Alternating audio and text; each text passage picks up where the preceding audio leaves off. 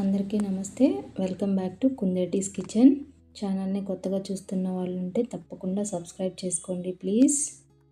ఇవాళ మన recipe Guntur style పప్పుచారు.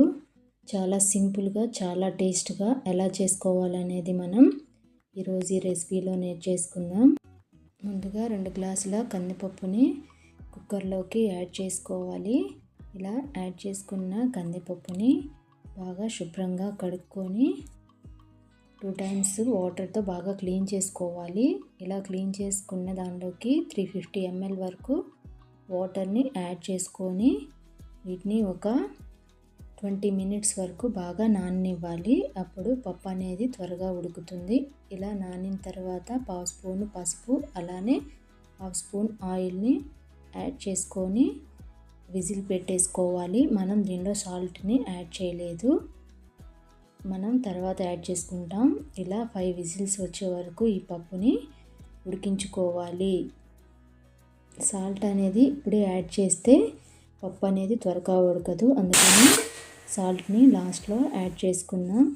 ఇలా 5 విజిల్స్ వచ్చిన తర్వాత లిడ్ అనేది ఓపెన్ చేసిన తర్వాత పప్పు అనేది చాలా పర్ఫెక్ట్గా ఉడికింది. మనం ఈ పప్పుని ఇప్పుడు బాగా ఎనుపుకోవాలి. ఇప్పుడు మనం సాల్ట్ అనేది ఈ టైంలో అయినా వేసుకోవచ్చు, లేకపోతే ఒక్కసారి సాంబార్ చారులో అయినా యాడ్ చేసుకోవచ్చు. ఇలా మెత్తగా పప్పు అనేది గ్రైండ్ చేసుకొని ఉంచుకోవాలి. నెక్స్ట్ ఒక బౌల్లోకి 5 స్పూన్స్ వరకు ఆయిల్ని యాడ్ చేసుకోవాలి. దానిలోకి పోపు దినుసుల్ని యాడ్ చేసుకొని అవి ఫ్రై అయిన తర్వాత దీనిలోకి క్యారెట్, టమాటో, ఆనియన్, మిర్చి అలాగే కరివేపాకు అన్నిటిని కట్ చేసుకొని ముందే పక్కన పెట్టేసుకున్నాము. ఈ పక్కన పెట్టేసుకున్న ఈ వెజిటేబుల్స్ అన్నీ తిరగమాత వేగిన తర్వాత ఈ వెజిటేబుల్స్ అన్నీ దీనిలోకి యాడ్ చేసుకోవాలి. ఇలా యాడ్ చేసుకున్న తర్వాత వీటిని ఒకసారి బాగా కలుపుకొని ఒకసారి దీనిలో ఇప్పుడు మనము ఏమి యాడ్ చేయట్లేదు, జస్ట్ ఇలానే ఫ్రై చేసుకున్నాము. లేకపోతే సాల్ట్ అవి యాడ్ చేస్తే అడుగు అనేది మాడుతుంది, అందుకని దీన్ని మనం మూత పెట్టేసుకొని ఒక 2 మినిట్స్ వరకు దీనిని కుక్ చేసుకోవాలి. మిడిల్లో ఓపెన్ చేసేసి తిప్పుతూ ఉండాలి, లేకపోతే మాడిపోతుంది. ఇలా చూసారు కదా, ముక్కలు అనేవి కొంచెం సాఫ్ట్గా అయ్యాయి. అలానే మళ్ళీ ఒక 1 మినిట్ తర్వాత మళ్ళీ ఓపెన్ చేద్దాం. ఇప్పుడు మళ్ళీ లిడ్ పెట్టేసి 1 మినిట్ వరకు మళ్ళీ కుక్ చేసుకోవాలి. ఇలా 1 మినిట్ తర్వాత మళ్ళీ ఓపెన్ చేసి దీనిలోకి 3/4 స్పూను చిల్లీ పౌడరు అలానే 3/4 స్పూను సాల్ట్ని యాడ్ చేసుకోవాలి. ఇక్కడ సాల్ట్ అనేది తక్కువ తీసుకునే వాళ్ళకైతే 3/4 స్పూన్ సరిపోతుంది. కావాలనుకున్న వాళ్ళకి ఇంకా 1 స్పూన్ వరకు వేసేసుకోవచ్చు.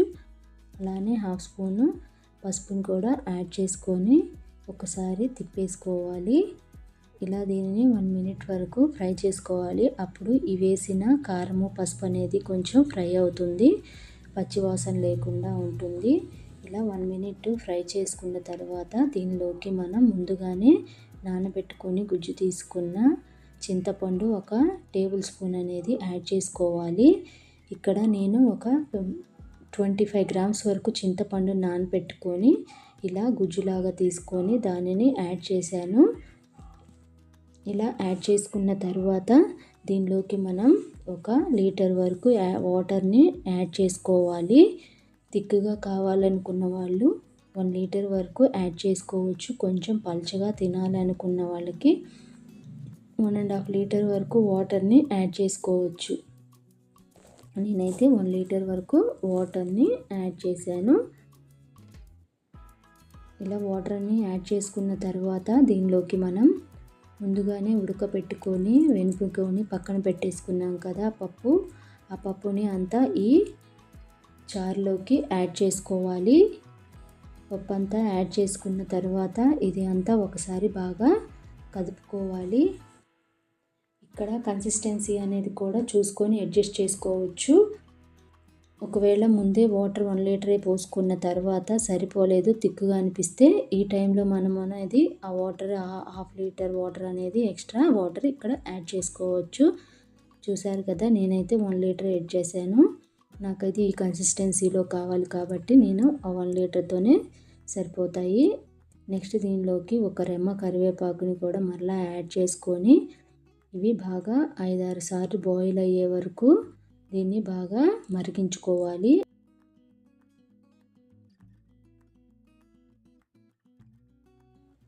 చూశారు కదా, ఇలా 5-6 పొంగులు వచ్చేంత వరకు చారు అనేవి బాగా మరిగించుకోవాలి. చూశారు కదా, ఇక్కడ వైట్గా ఒక లేయర్ అనేది ఫామ్ అయింది కదా, ఈ లేయర్ అనేది మనం తీసేసుకోవాలి. దానివల్ల టేస్ట్ అనేది ఇంకా ఎక్కువ అవుతుంది చారుకి. ఇది ఇలానే ఉంచుకొని మరిగించుకోవటం కన్నా తీసేసుకుంటే ఎక్కువ టేస్ట్ వస్తుంది. అందుకని నేనైతే అది తీసేస్తున్నాను. చూడండి, ఇలా ఈ విధంగా చూపించిన విధంగా పైన తీసేసుకోవాలి. ఇలా తీసేసిన తర్వాత అంతా పర్ఫెక్ట్గా ఆయిల్ అనేది పైకి తేలుతుంది. అప్పుడు మనకి పప్పుచారు అనేవి రెడీ అయిపోతాయి. చూసారు కదా, ఎంతో కలర్ఫుల్గా గుంటూరు స్టైల్లో పప్పుచారు అనేవి ఎలా చేయాలో ఫైనల్గా కొత్తిమీరతో గార్నిష్ చేసుకుంటే సూపర్ టేస్టీగా ఉండే గుంటూరు కారంతో చేసిన గుంటూరు పప్పుచారు అనేవి రెడీ అయిపోయాయి. మీరు ఇంట్లో రెడీ చేసుకొని ఎలా వచ్చిందనేది నాకు కామెంట్స్లో తప్పకుండా తెలియచేయండి. అలానే కుందేటీస్ కిచెన్ ఛానల్ని లైక్ చేయండి, షేర్ చేయండి, సబ్స్క్రైబ్ చేసుకోవటం అస్సలు మర్చిపోవద్దు. ఛానల్ కొత్తగా చూస్తున్న వాళ్ళు కూడా సబ్స్క్రైబ్ చేసుకోండి ప్లీజ్. నా నోటిఫికేషన్ కోసం గంట సింబల్ని క్లిక్ చేయండి.